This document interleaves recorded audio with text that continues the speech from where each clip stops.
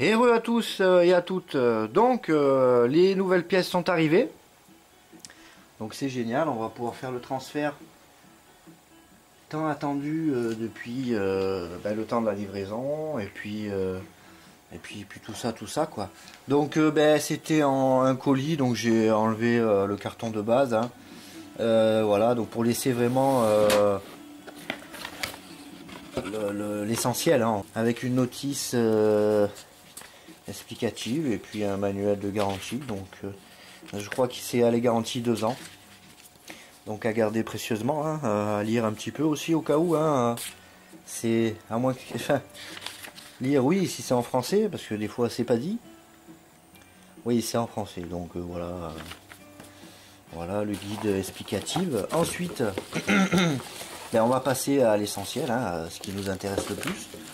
Donc on a des petites vis, un sachet de 4 vis. Hein, et celles-là, elles sont pour cruciforme. Hein, voilà, c'est pas les vis étoiles bizarres là que j'ai pu voir sur le boîtier d'origine. Donc le carton, on s'en moque, on s'en fout. La notice, je vais laisser avec. En attendant de voir un petit peu comment on va faire tout ça. Et la carte graphique qu'on verra après, bien évidemment. Donc les vis, je les mets là pour pas trop les perdre.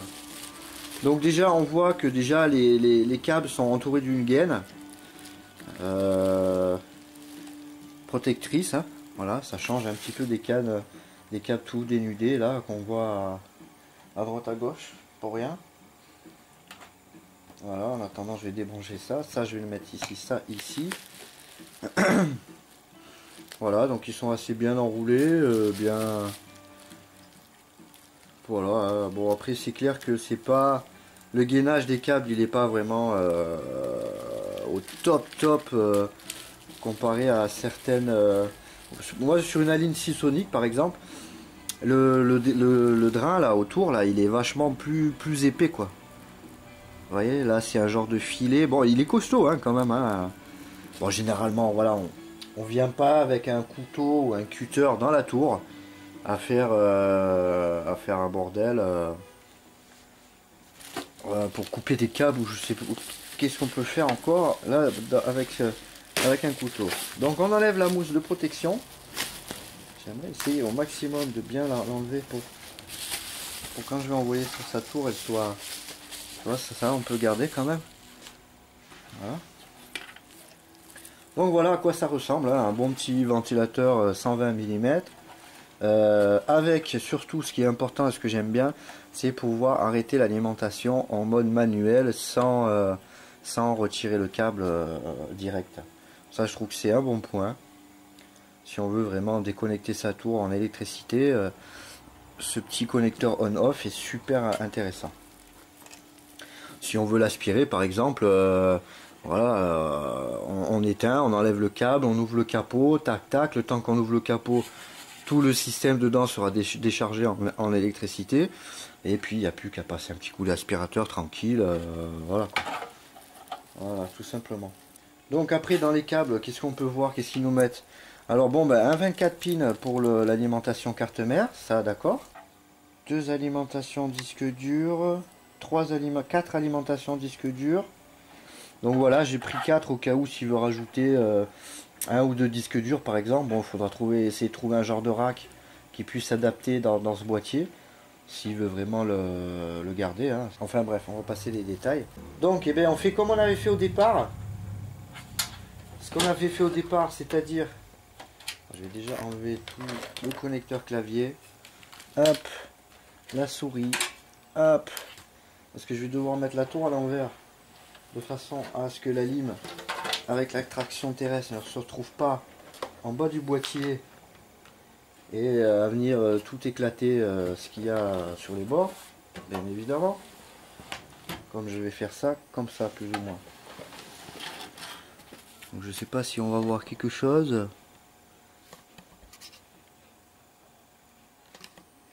Voilà, donc on récupère les vis qu'on avait mis à, c'est pas ce tournevis, à l'habitude du cruciforme, hein, c'est voilà, qui vient ceinturer l'alimentation. Voilà, hop, tac, on met la vis là sur le plateau. J'avais mis que 2 de mémoire, il me semble, je sais plus bien, mais hop, tac. Comme c'est une alim test qui me sert à vidanger mon système de water cooling et tester, en fait elle me sert un peu de tout quoi. Pour tester des PC qui sont en panne, me sert un peu pour tout n'importe quoi. Donc c'est bien pratique d'en avoir une. Donc une fois qu'on a enlevé les 4 vis, bon on aurait pu faire l'envers, hein, déjà enlever tous les connecteurs à leur place. Hein. Donc carte mère, hop, CPU, hop. Déjà on a enlevé un gros fouillis. On fait gaffe parce que les SATA sont enroulés comme par hasard.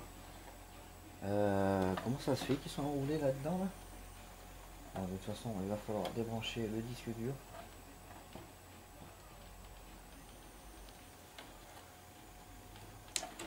Voilà, disque dur. Voilà, c'est en branchant. J'ai dû faire un nœud pour essayer de caler le bloc câble dans son... Là, parce que des fois je fais des nœuds pour... Enfin des nœuds. Je les enroule tous au même endroit. Pour que le câble, tous les câbles restent plus ou moins au même endroit quoi. Parce que des fois les câbles ils pendouillent, ça vient de partout un peu au milieu. Et j'aime pas trop ça.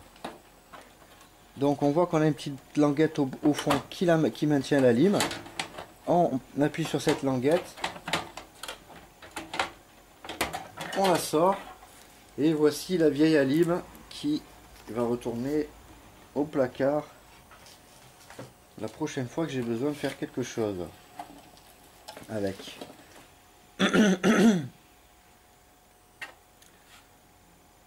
Bon ben là le problème c'est que la lime, le ventilo va être obligé de souffler dans la tour. La nouvelle génération, maintenant on peut le faire souffler en bas à l'extérieur de la tour. Là c'est config d'avant, donc bon ben ça va retourner comme c'est à l'origine. Hein. Donc bon ben soit au préalable on commence déjà un peu à brancher, ce qui serait bien. Parce que c'est vrai que surtout pour les connecteurs qui sont là devant là. Une fois qu'il y a la lime et tous les câbles au milieu, on n'arrive à plus rien faire quoi. Donc on récupère les alimentations qu'on a besoin. Et les autres, je pense que là j'ai combien là? Là j'ai... Non, celui-là, il va retourner attaché. Celui-là, c'est le CPU.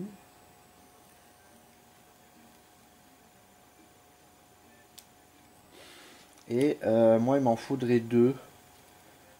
Alors ça c'est alimentation et un port. Et là j'en ai 2. Donc logiquement tous ces câbles là j'en ai pas besoin. Donc je vais pouvoir faire un lot et pouvoir les rattacher. De façon à pas qu'ils m'embêtent quoi, justement dans le PC. Après je verrai s'ils m'embêtent d'un côté, les rattacher plus ou moins ailleurs quoi. Genre par là ou un endroit qui m'embête pas quoi. Donc l'alimentation CPU maintenant c'est des 8 pins, 8 broches. Je sais pas si on voit. Et du coup avec la technologie d'aujourd'hui on peut les décoller parce que bon moi c'est un 4 broches, j'ai pas besoin des 8 hein. Donc on les décolle. Voilà comme ceci, je sais pas si on voit bien. Et on tord un petit peu le câblage de façon à en garder un seul. Voir quel côté la fiche. Elle est en plein milieu et moi je l'ai sur un côté. Donc on va essayer ça tout de suite. Voir si ça fonctionne. Sinon on intervertit avec une ou l'autre, hein, ça devrait... je vais essayer celle-là parce que là j'ai une bobine là. Je sais pas si on voit bien. Non on voit pas. Bon, je sais pas si c'est vraiment important. On a une petite bobine qui va m'embêter. De l'autre côté, j'ai un petit condensateur. Donc, c'est... On prend fast test. On essaye. Et ben, ça rentre parfait. Alimentation CPU branchée. alimentation, carte mère.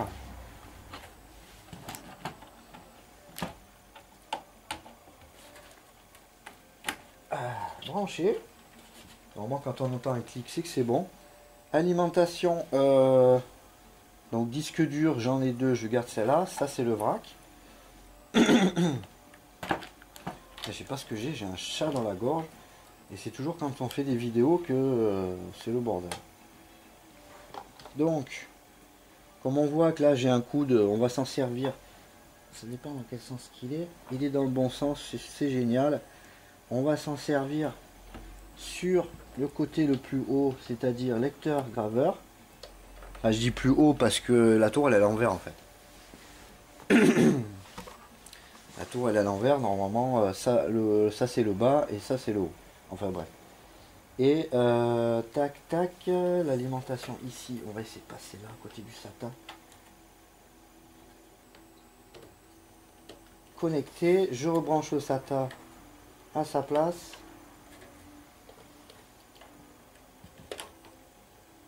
Tac, parfait.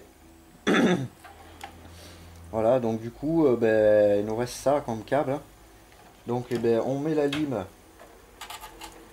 en faisant un peu de place avec les câbles, sans trop tout tirer trop fort. Hein. On rentre la lime à sa place. Voilà. Simplement, il n'y a rien de bien sorcier. On se met en visu face avant, de façon à avoir que tout rentre à sa place. Normalement, c'est des tailles standards, donc il n'y a pas vraiment de souci à avoir de ce côté-là. Et on voit que les trous de montage sont plus ou moins à leur place. Comme par hasard, on voit rien. Hop. Allez, 1, 2. Bon, eux, ils en mettent 4. Combien ils mettent de vis, eux? Ouais, 4. Bon, après, c'est pas non plus la fin du monde. Alors, les vieilles vis, je vais les garder parce que vis à étoile, ça va bien 5 minutes. Mais bon, quand on est habitué à enlever tout ça et qu'on est habitué à avoir généralement un seul tournevis et pas une panoplie de tournevis dans les mains. Voilà. Ouh, il fait chaud, je vais enlever mon gilet là, putain. Le soleil est revenu là, on a eu 2-3 jours de froid là, avec la neige qui est tombée dans les Alpes. Et là, au soleil, il y a un redoux là, à la maison, là, en t-shirt.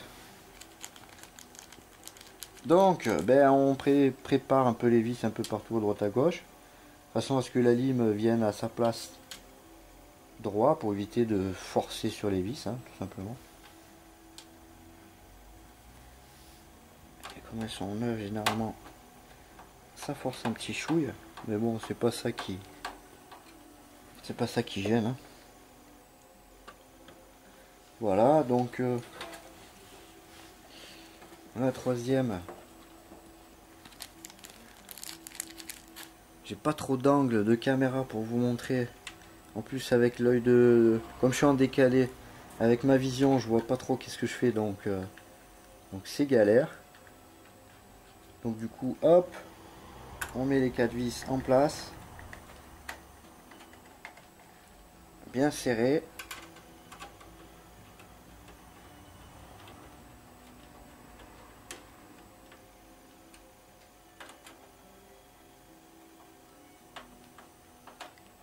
Voilà.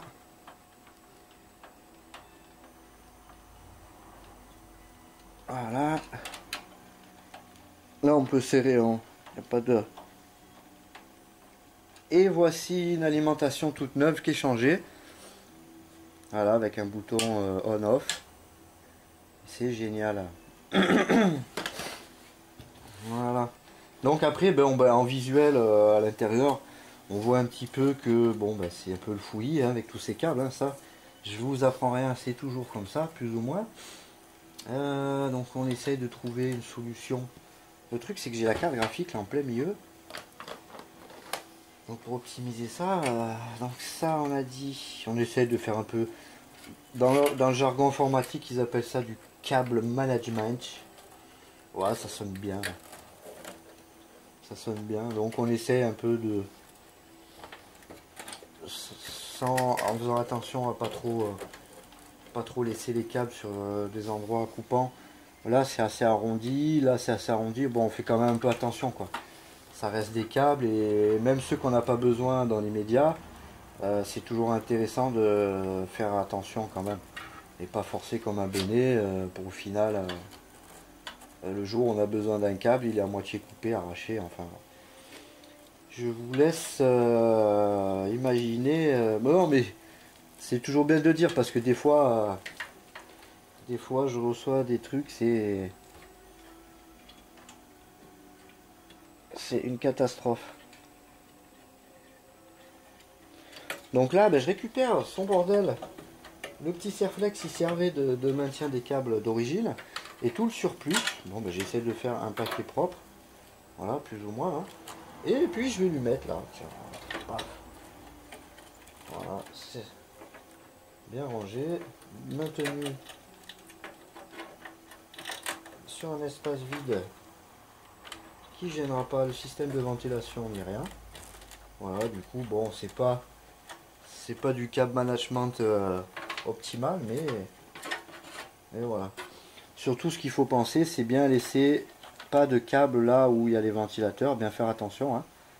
Celui-là, pour l'instant, je vais le laisser. Je sais pas comment je vais le mettre d'ailleurs, parce qu'il y a un peu de place, donc je sais pas si je vais le mettre passer tout en bas. Voilà, essayer de passer derrière la rame.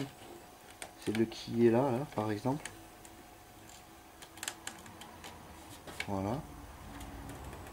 De façon à ce que le refroidissement puisse se faire homogènement, quoi. Évitez d'en mettre un peu là, parce que là, il y a le flux d'air, comme je vous ai expliqué, hein, du processeur qui va venir redescendre, refroidir un peu tout le merdier. Du coup, on laisse un peu l'air de l'alimentation aussi se dispatcher, et là, avec le souffle d'air, ça sortira par là ou par la sortie qu'il y a là, ici, hein, qui est prévue pour évacuer un petit peu la chaleur tournante à l'intérieur. Donc l'alimentation c'est fait. Maintenant on va passer à la carte graphique. Donc je vais vous la présenter. Hein. Donc bon, c'est pas ce qui te fait de mieux aujourd'hui, mais pour sa config, hein, c'est toujours pareil. Il va en avoir largement assez. Hein. Puis même le jour où il change de PC, il veut peut-être une carte mère un peu plus évolutive. Bon, elle sera compatible. Donc voici hein, la petite carte graphique de MSI en sortie, en 3 sorties, donc DVI. Ah, c'est peut-être le DVI ou VGA celui-là et le HD. Je vais pas le sortir, je vais lui laisser. Ça il a le choix. Donc il peut brancher 3 écrans dessus apparemment. Voir si les 3 sont fonctionnent bien ou peut-être que 2 parce que des fois ils te disent tri-écran mais donc on a un gros ventilateur donc pour passer l'aspirateur c'est bien quand on veut un peu nettoyer. Après il faut pas forcer comme un débile. Hein. Faut y aller, faut coincer une ailette, prendre le bout de l'aspirateur avec une brosse sur l'aspirateur et venir aspirer. Voilà. Bon bah elle a l'air sympa. Par contre voilà, elle prend deux slots d'emplacement du boîtier quoi, par exemple. Donc on va faire ça tout de suite.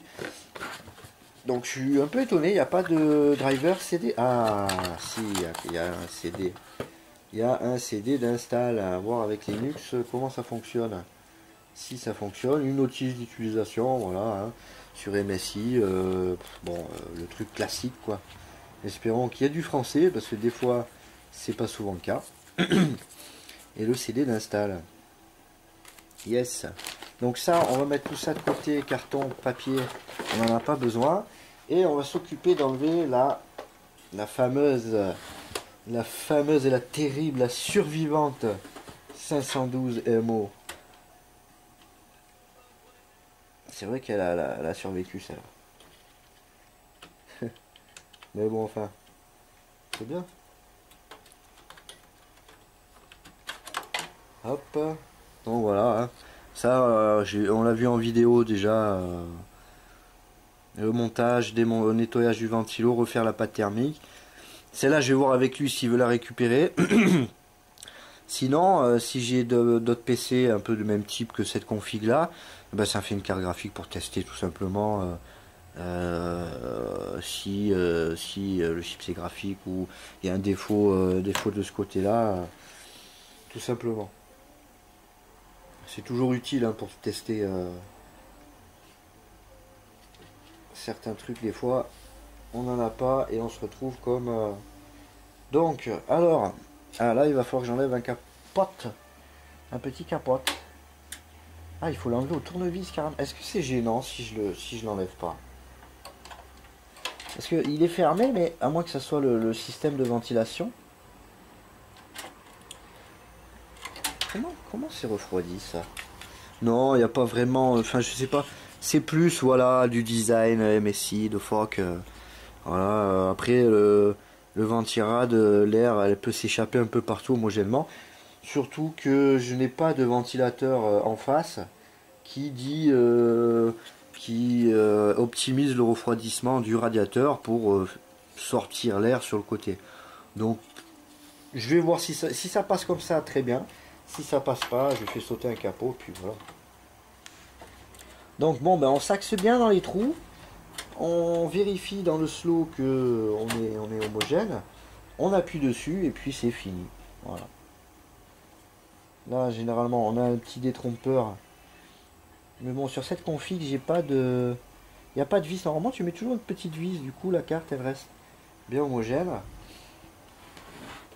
Donc du coup, voilà. Quoi ça ressemble en phase finale comparé à ce qu'on a pu voir. Putain, il me reste que 3 minutes sur la vidéo, mais c'est dingue ça.